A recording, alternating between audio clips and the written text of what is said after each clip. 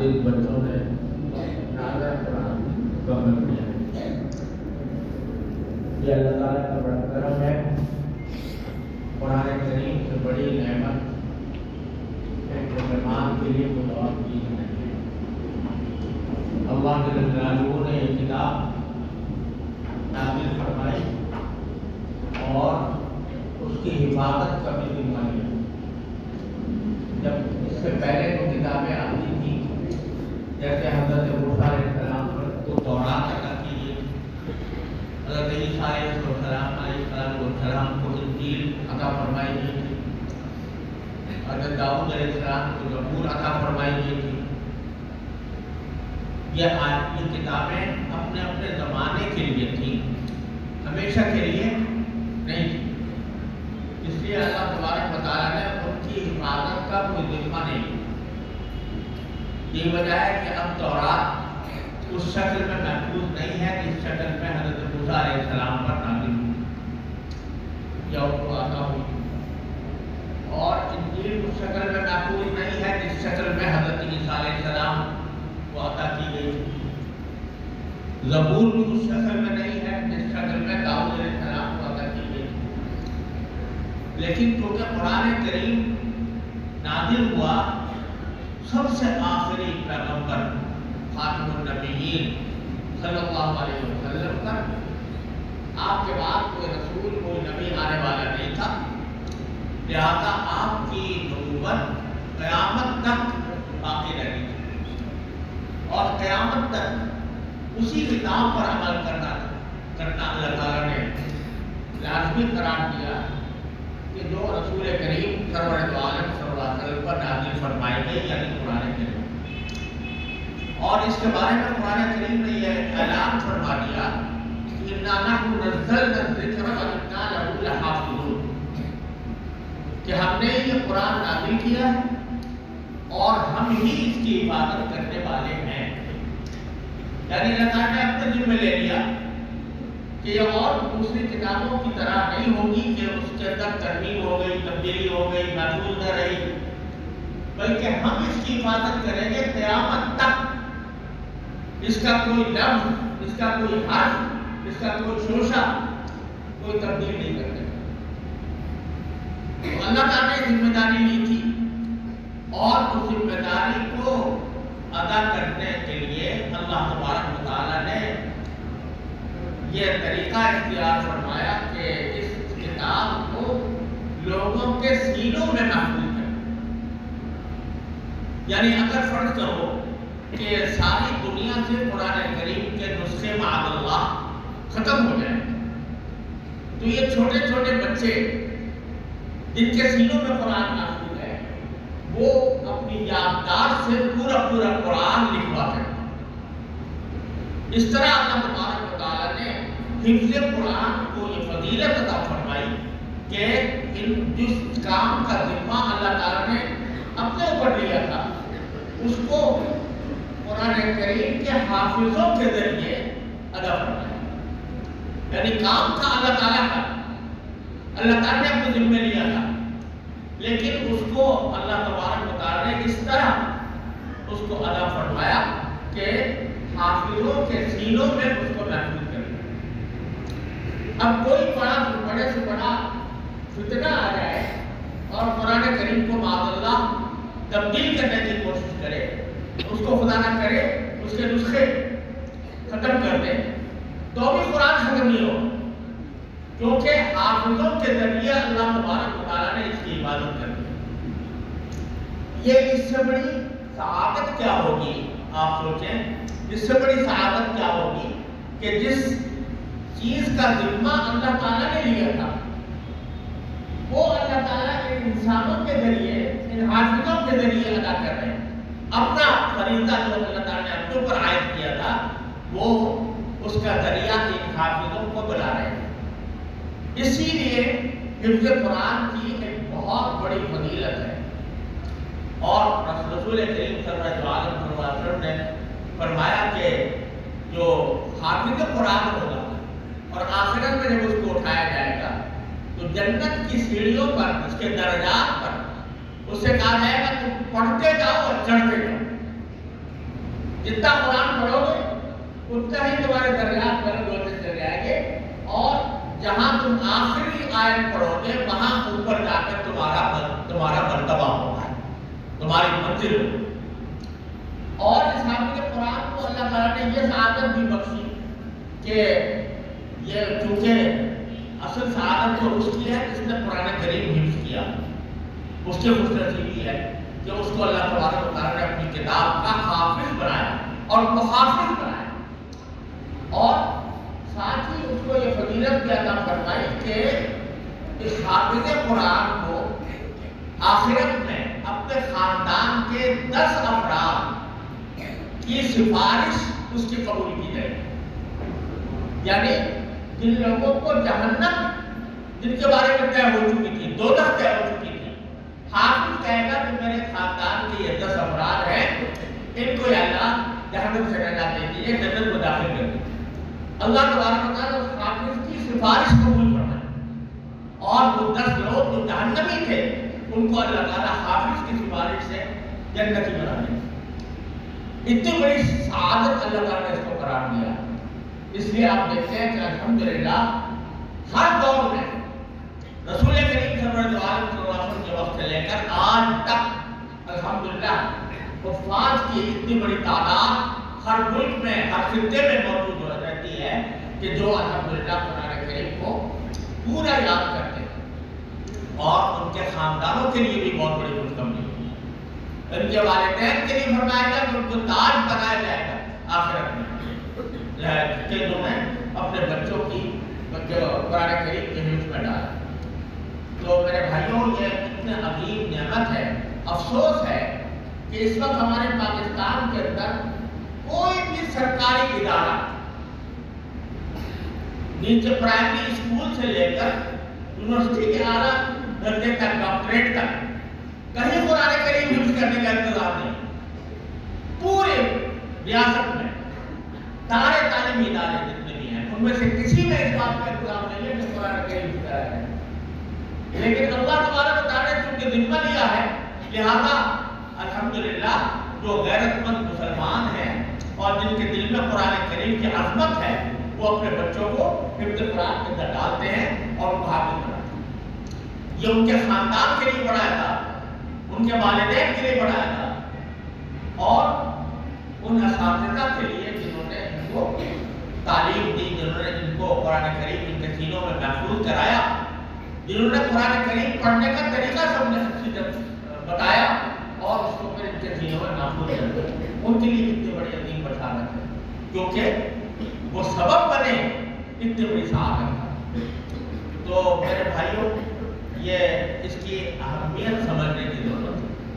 اللہ تعالیٰ نے آخری کتاب ہمیں عطا فرمائی، اس کی عبادت کا ذمہ خود لیا، اور ہم لوگوں نے قرآن کریم کو بس تاق کی زینت بنا دی، اور صرف مسجد کے اندر رکھا ہوتا ہے یا گھر میں ہے تو کہیں برکت کے لیے اس کو رکھ لیا، لیکن نہ اس کو کی تلاوت کرتے ہیں، نہ ان کا معمول ہے کہ قرآن کریم کی تلاوت کریں، نہ اس کو سمجھنے کی فکر ہے، اور جب سمجھنا ہی نہیں ہے تو پھر عمل کیسے ہوگا؟ یہ بڑی زبردست المیہ ہے ہمارے معاشرے کا کہ قرآن کریم کو اس طرح چھوڑ کر بیٹھ گئے۔ الحمدللہ کسی زمانے میں ایسا ہوتا تھا کہ جس مسلمان کے محلے سے گزر جاؤ وہاں صبح کو فجر کے بعد قرآن کریم کی تلاوت کی آوازیں رہتی ہیں، لیکن اب وہ سلسلہ ختم ہو گیا۔ گھر گھر میں قرآن موجود ہے، لیکن وہ صرف اس لیے ہے کہ بس برکت کے لیے رکھا ہو، لیکن نہ کبھی پڑھتے ہیں نہ کبھی اس کو سمجھنے کی کوشش کرتے۔ تو آج ماشاءاللہ یہ اجتماع ہے اور ایک بہت بڑے مبارک موقع پر ہے کہ جب اللہ تعالیٰ نے ان بچوں کو قرآن کریم کا حافظ بنایا، اور اللہ تبارک و تعالیٰ نے یہ سعادت ان کے والدین کو، ان کے خاندان کو، ان کے اساتذہ کو عطا فرمائی ہے۔ تو ہم سب کو یہ چاہیے کہ قرآن کریم کا جو حق ہے اس کو سمجھنے کی کوشش کریں۔ قرآن کریم کا پہلا حق یہ ہے کہ اس کی تلاوت کو تلاوت کی جائے، اور تلاوت بذات خود مقصود، اور قرآن کریم میں سمجھنا تو ہے ضروری، لیکن تلاوت ہر مسلمان کے دل میں ضروری है कि वो तिलावत को सही तरीके से कुरान करीम तिलावत करना सीखे। अफसोस है कि आजकल बच्चे शुरू से किसी मकतब में जाने के बजाय सीधे स्कूल चले जाते हैं और वहाँ पर कुरान करीम पढ़ाने का कोई इंतजाम नहीं है। नतीजा ये कि कोई आदमी जो बड़े से बड़े मनसब ओहदे पर पहुँच गया, शोहरत की बात अरूज तक पहुँच गया, लेकिन उससे अगर कुरान करीम कहो भाई एक सूरत जरा पढ़ के सुना दो, तो उसको कुरान करीम सही पढ़ना नहीं आता। बड़े बड़े वजीर, अमीर, कबीर, उनके सामने कुरान कर दो तो कुरान करीम पढ़ नहीं सकते सही तरीके। ये इतना बड़ा अलमिया है कि इससे बड़ा जबरदस्त खतरा है। खतरा ये है कि कुरान ये कहता है कि नबी करीम सल्लल्लाहु अलैहि वसल्लम जब क़यामत आखिरत में तशरीफ ले जाएंगे तो आप ये शिकायत करेंगे अपनी उम्मत के लोगों की, अपने कौम के लोगों की, या रब्बी इन्ना कौम इत्तखज़ू हाज़ल कुरान महजूरा, कि ऐ परवरदिगार मेरी इस कौम ने कुरान को पसेपुट डाल दिया, पीछे डाल दिया, उसको छोड़ बैठे। आप अंदाजा कीजिए कि नबी करीम सल्लल्लाहु अलैहि वसल्लम की शफाअत हर मोमिन के लिए आखिरी सहारा है क़यामत में। लेकिन अगर आप सिफारिश के बजाय शिकायत फरमाएं कि इस कौम ने तो कुरान करीम को पीछे डाल दिया था, तो कितना क्या अंजाम होगा हमारा। लिहाजा हर मुसलमान को ये सोचना चाहिए उसके फराइज़ में दाखिल है। जैसे नमाज फर्ज है, उसी तरह ये फर्ज है तो कुरान करीम को सही पढ़ना सीखे। और उसके कोई बहुत बड़ा उसके लिए लंबा चौड़ा वक्त भी लगाने की जरूरत नहीं है। ये कुरान करीम अल्हम्दुलिल्लाह किसी भी कारी से 1 महीने के अंदर भी अपने हुरूफ दुरुस्त किए जा सकते हैं। और फिर हर मुसलमान को चाहिए कि कोई दिन ऐसा न गुजरे जिसको कुरान करीम की तिलावत, कोई दिन खाली नहीं होना चाहिए। और कुछ वक्त इस काम के लिए निकालना चाहिए, अपने 24 घंटों में से कुछ वक्त इस काम के लिए निकालना चाहिए तो कुरान को समझने की कोशिश करें। अल्हम्दुलिल्लाह तर्जुमे छपे हुए हैं, तफसीरें छपी हुई है, आसान अंदाज में भी छपे हुए हैं, लेकिन तवज्जो की जरूरत है। तो मेरी गुजारिश ये है कि इस मौके पर हम ये अहद करें, ये इरादा करें कि अपनी जिंदगी में कुरान को इस तरह दाखिल करेंगे कि कोई दिन उसकी तिलावत से खाली नहीं जाएगा और कोई दिन कुरान करीम को समझने के लिए कोई चाहे 15 मिनट निकाले, लेकिन 15 मिनट हम इस काम के लिए सर्व करेंगे कि कुरान करीम का मतलब समझने की कोशिश करें मुस्तनद तफासीर की मदद से। ये इस इस्तेमाल का ये फ़ायदा होना चाहिए। अल्लाह ताला हम सबको इसकी तौफीक अता फरमाए। कुरान करीम हमारी जिंदगियों में दाखिल करना और अपने बच्चों को जब तक कुरान करीम न पढ़ ले उस वक्त तक किसी और मशगले में रहे। जब एक मरतबा कुरान करीम बच्चे ने पढ़ लिया तो उसके दिल में ईमान का बीज पड़ जाता है, अल्लाह ताला के कलाम की उसमें सआदत हासिल हो जाती है। उसके बाद वो इसी काम में करे लगेगा तो इंशाअल्लाह कुछ न कुछ वो दीन से ताल्लुक उसका बरकरार है। लेकिन अगर शुरू में उसको मकतब में न भेजा, कुरान करीम पढ़ने का तरीका न सिखवाया, न हिफ्ज़ कराने का, न नाज़रा पढ़ने का, तो कुरान से बेखबर होकर जब वो जिंदगी गुजारेगा तो उसी तरह के हालात नजर आएंगे जैसे हम देख रहे हैं। रिश्वत खा रहा है, रिश्वतें खाई जा रही है, लोगों के माल जब्त किए जा रहे हैं, खिलाफ कानून काम हो रहा है, खिलाफ शरीयत काम हो रहा है, हराम आमदनी आ रही है। ये सब इस वजह से जो कुरान को छोड़ रहे हैं। तो मेरे भाइयों, मेरी गुजारिश ये है कि आज के इस मौके से फायदा उठाते हुए हर शख्स ये अहद करके जाए यहाँ कि मैं कुरान करीम को अपनी जिंदगी में दाखिल करूँ। अगर अब तक नहीं किया तो कल से शुरू करूँ और कुरान करीम सीखूंगा भी और अपने बच्चों को भी सिखाऊंगा, अपने बच्चों को भी तालीम के लिए भेजूंगा। अल्हम्दुलिल्लाह मस्जिद मकतब का है, इतने अल्लाह ने रास्ते पैदा करवा दिए कि अगर बच्चे को आप भेजने पर तैयार हो तो अल्हम्दुलिल्लाह रास्ते खुले हुए हैं, दरवाजे खुले हुए हैं, वहाँ बच्चों को भेजें। और अल्हम्दुलिल्लाह इस मस्जिद के अंदर भी इस बात का अल्हम्दुलिल्लाह खातिर खा इंतज़ाम है कि बच्चे नाज़रा भी पढ़ सकते हैं और हिफ्ज़ भी कर सकते हैं। और बड़े लोग भी जिनका कुरान अभी तक सही नहीं हुआ तो उनको भी यहाँ पर आकर جو قاری صاحبان ہیں ان سے قرآن کریم کو صحیح کرنا چاہیے. اس بات کو اپنے دل میں لازم سمجھ لیں, قرآن کو اپنی زندگی میں داخل کریں. قرآن کو چھوڑ کر ہم لوگ تباہ ہو گئے, قرآن کو چھوڑ کر ہم نامراد ہو رہے ہیں, ہماری پٹائی ہو رہی ہے ساری دنیا میں. اس لیے کہ ہم لوگ قرآن کو چھوڑ دیں. اللہ تبارک و تعالیٰ اپنے فضل و کرم سے, اپنے رحمت سے ہم سب کو قرآن کریم کو اپنی زندگی میں داخل کرنے کی, رچانے بسانے کی توفیق عطا فرمائے. وآخر دعوانا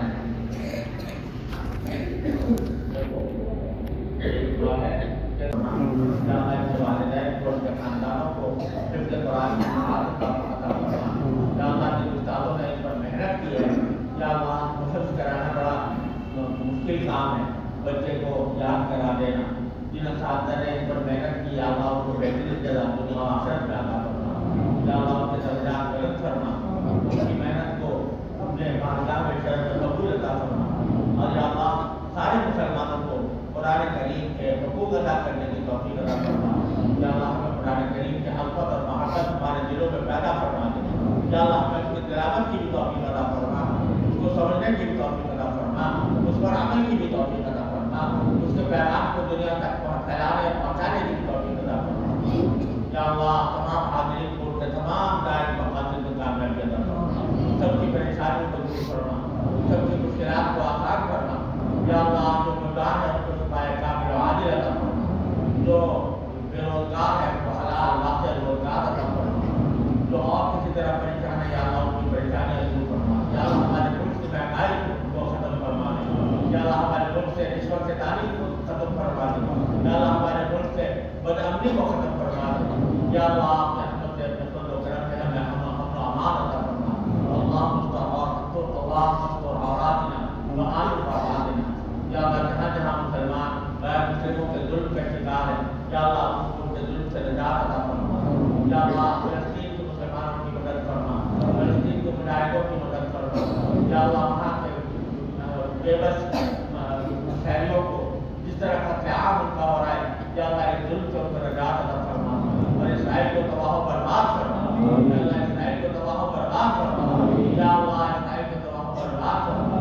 یا اللہ ہندوستان کے مسلمانوں پر بھی بہت ظلم ہو رہا ہے, یا اللہ اپنے رحمت سے ان کو ظلم سے نجات عطا فرما, عافیت عطا فرما, عافیت کی زندگی عطا فرما, راحت و سکون کی زندگی عطا فرما. یا اللہ ہم سب کو اپنا بنا لے. یا اللہ ہم سب کو اپنے دین کے اوپر عمل کرنے کی توفیق